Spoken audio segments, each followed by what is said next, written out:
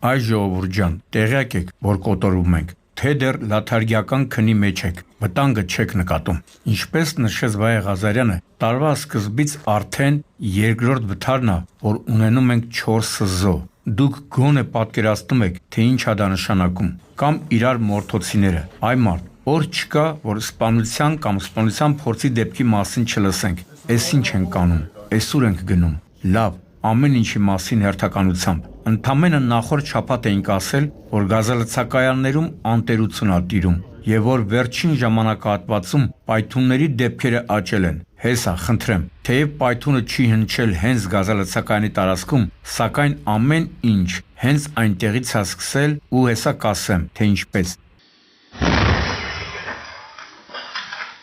Կալապանը բացել լցվել է մեջը։ Նորագավիթի առաջին փողոցում ենք, որտեղ ժամը 17:30-ի սահմաններում պայթունի ուժգին ձայն է լսվում։ Պայթուն, ինչի հետևանքով Mitsubishi-ի միայն մտարն էր մնացել։ Ընդ որում, պայթունի հզորությունը սեփական մաշկի վրա են զգացել նաև հարևանությամբ կայանված ամենագնաց 2 BMW-ները։ Այս պատմության մեջ միակ սփոփիչ հանգամանքը այն էր, որ Mitsubishi-ի վարորդը ողջ էր մնացել։ Ասացին, որ մարմնական վնասվածքներով տեղափոխել էին Էրեբունի բժշկական կենտրոն։ Հիմա պայթունի պատճառի մասին։ Մյուս BMW-ն էլ նայ, այս BMW-ները կայանված են։ Կայնած էր, բրթել ենք հետ։ Այս սրանցով անջիտել են։ Չէ,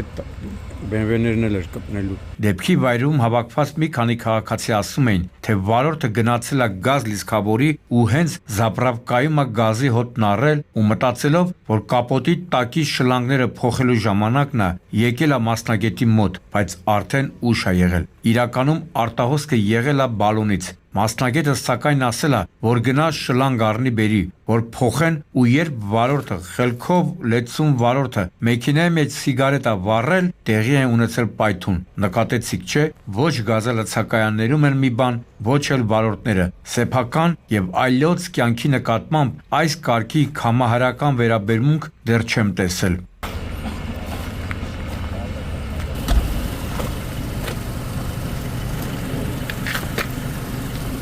Վերջ, ժողովուրդ ջան, վերջ։ Մնացած մյուս դեպքերը ողբերգական են, որի հիմքում էլի մարդն է ու մեր բազմաթիվ հորդոր խնդրանքների անտեսումը։ Ողբերգական դեպքերի շարանը սկսենք Նոր Խարբերդից։ Գիտեք, ինչու են այսքան ոստիկան, պարեկ ու ըրշեջ օկուպացրել Անտառային փողոցի տներից մեկը, որովհետև օրը ցերեկով ժամը 13:30-ի սահմաններում ազանգ են ստանում, թե չոր խոտում ու եղեգներում թափով հրդե առաջացել ու շուտ հասեք։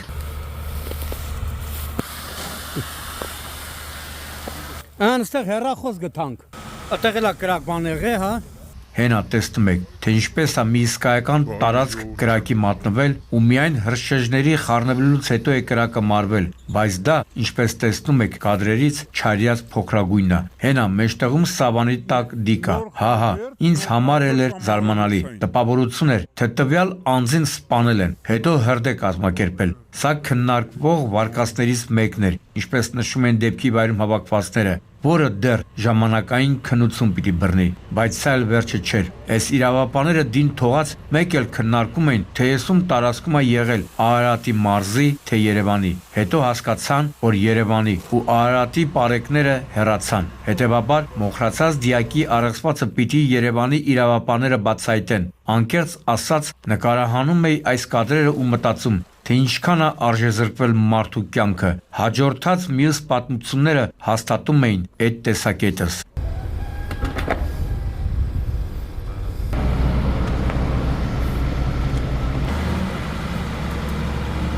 Քանի անգամ ենք զավակներին զգուշացրել, որ ձեր տարեց ծնողների նկատմամբ մեծ ուշադրություն եւ հոգատարություն դրսեւորեք։ Չեմ էլ կարող հիշել, բայց ամեն անգամ, երբ նման դեպք եմ լուսաբանում, համոզվում եմ, որ շատ մարդկանց ականջներ այդպես էլ խցանված են մնացել։ Օրը ցերեկով հասել էի Մայրաքաղաքի Բագրատունյանց փողոց, որպեսզի համոզվեի ահազանգողի խոսքերի ճշմարտացիության մեջ։ Իսկ ահազանգողը նշում էր, թե Շամշան հենց նոր աչքիս առաջ ողբերգություն տեղի ունեցավ։ Մահացու ելքով վրաերթ։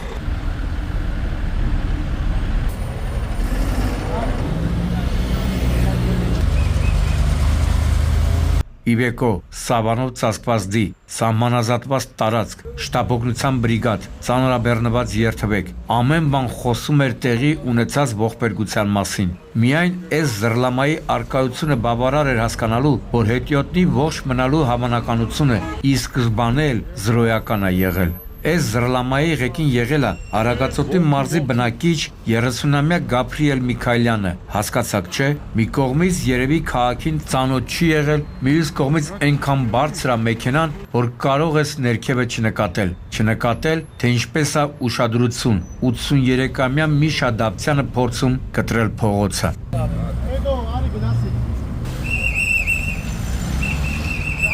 Քանիչի գալիս է, չէ, լավ է։ Իհարկե, լավ է, թող գա այս ամենը արձանագրի։ Նկատի ունեմ, որ 83-ամյա հետիոտնը կտրելիս է եղել չթույլատրված հատվածով, այսինքն բավարար չէ, որ փողոցը փորձել է, որտեղ հայացքը ընկել է, տեղով անցնի, մի հատ էլ 83 տարեկան։ Բնականաբար փորձը փորձանք է դարձել։ Գիտեմ, հիմա որ ասեմ, որոշ չափով ուզում եմ համամիտ լինել դեպքի վայրում մեծ թվով քաղաքացիների այն տեսակետին, ովքեր ասում էին, այս մարդու երեխաները կամ հարազատները ուր են նայել, շատերը կասեն, թե շամշան, որ չէին կարող օրը 24 ժամ հսկել, համաձայն եմ, բայց եթե որտեղից պատայի փողոցը կտրելու մասին խոսակցությունները հաճախ տանեին, մեր տեսանյութերից նման օրինակներ շատ բերեին, գուցե հնարավոր լիներ խուսափել հերթական ողբերգությունից։ Հա, իդեպ վարորդը ենթարկվել էր սթափության փորձաքննության ու պարզվել էր, որ սթափ է։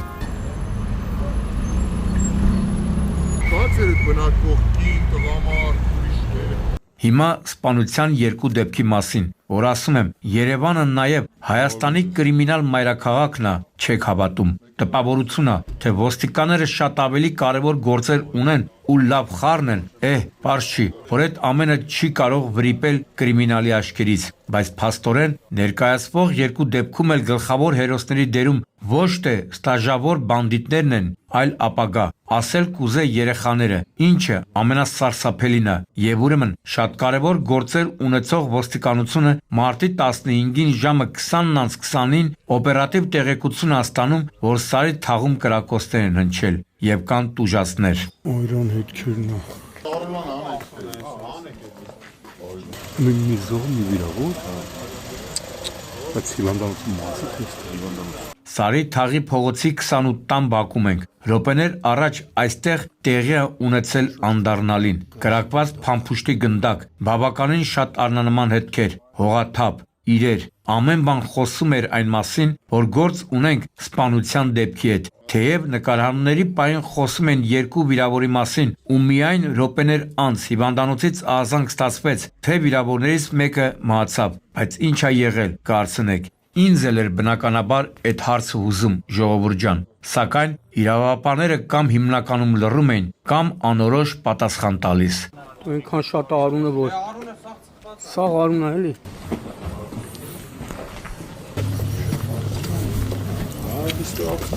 Այդուհանդերձ, կար ժամանակ անց շրջանառության մեջ դրվեց մի վարկած, ըստ որի վիճաբանությունը ծագել է երեխաների կռվի պատճառով, հասկացաք չէ, երևի այս հարևաններով այնքան իրար հետ չեն ունեցել, որ բավարար է եղել ընդամենը մի կայծ, որ իրար գզեն։ Ականջդ կանչի ամենայն հայոց բանաստեղծ, իրոք այդ ինչ հզոր գործ է, մի կաթիլ մեղրը, բոլոր ժամանակների համար արդիական, հարգելիներս։ Ծնող լինելը դա ոչ թե գնալ ու երեխու թասիպը զենքով պահելն է, այլ նույն երեխային ժամանակին դաստիարակելը, որ խնդիրները չհասցվի այդ աստիճանի։ Քանի այս պարզ ճշմարտությունը չեք հասկանում, դատապարտված եք իրար մորթելու։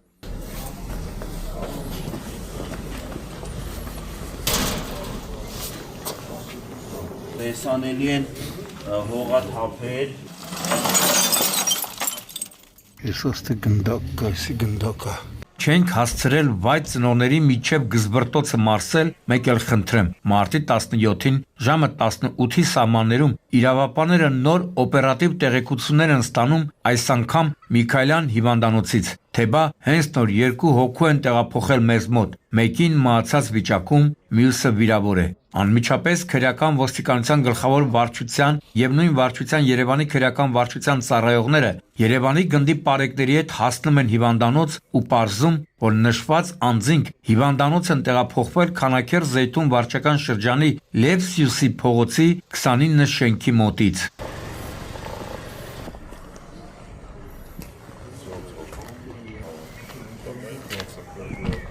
Հիվանդանոցից, ինչպես տեսնում եք, իրավապանները եկել են դեպքի վայր։ Դեպքի վայր ասելով նկատի ունեմ դպրոցի հարևանությամբ տարածքը։ Պարզ երևում ու զգացվում է, որ ռազմբորկաների համար հրաշալի վայր է։ Չեմ զարմանա, եթե այստեղ նման դեպքեր էլի եղած լինեն։ Հələ որ հիշողությունս լարեմ, կհիշեմ, որ առաջին անգամը չեմ ստեղ։ Ինչպես նախորդ դեպքում, այս անգամ էլ հայտնաբերվեցին առնանման հետքեր ու հագուստներ, ինչը նշանակում է, որ այստեղ եւս ավարիայի ճակատամարտ է եղել։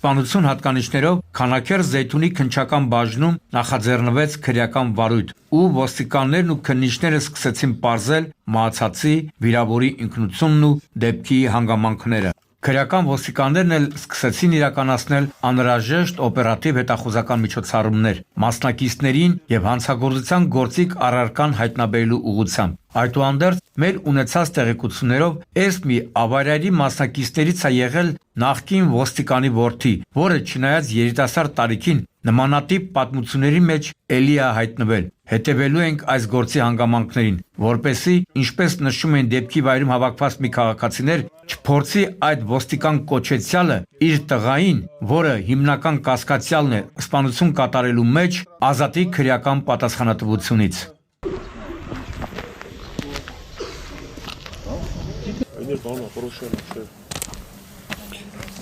Հեսա սաղարուն է, հեսա։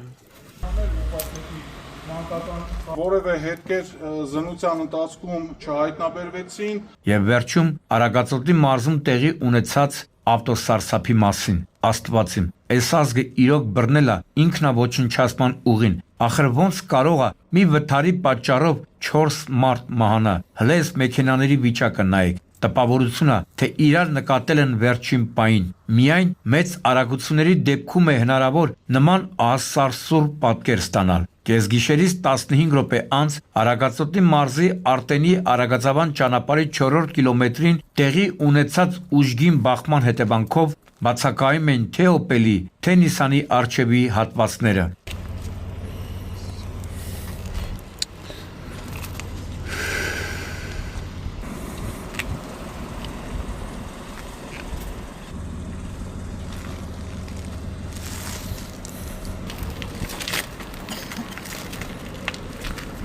Եթե փորձենք խորանանք վթարի պատճառների մեջ, կարող է այսօր տեղ չհասնենք, դե տեսեք, մի կողմից գյուղամիջյան ճանապարհը, այսինքն չի առանձնանում լայնությամբ, չունի արտաքին լուսավորություն, հետևաբար հանդիպակաց դուրս գալը շատ հեշտ է, չնայած այս ճանապարհի հանդիպակացը որն է, մյուս կողմից գիշերային ժամը, գոյություն ունի ֆիզիոլոգիա հասկացություն, այսինքն չի բացառվում, որ վարորդներից մեկի աչքը կպած լինի, թեև քիչ հավանական է, ու սենց կարող եմ լիքը պատճառներ բերել, սակայն ամենակարևորը արագությունն է։ Մի բան հստակ է, այո, առանց մեծ արագության մեքենաները այսօրը չեն կարող ընկնել։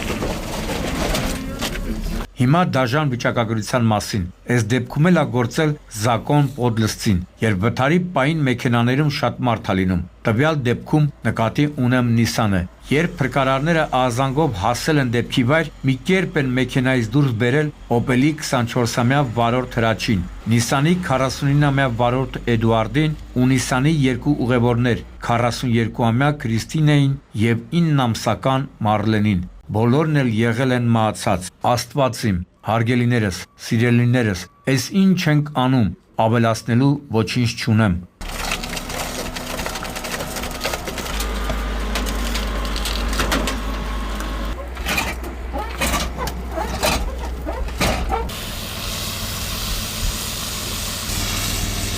Գագիկ Շամշան, Սուրանկյուն։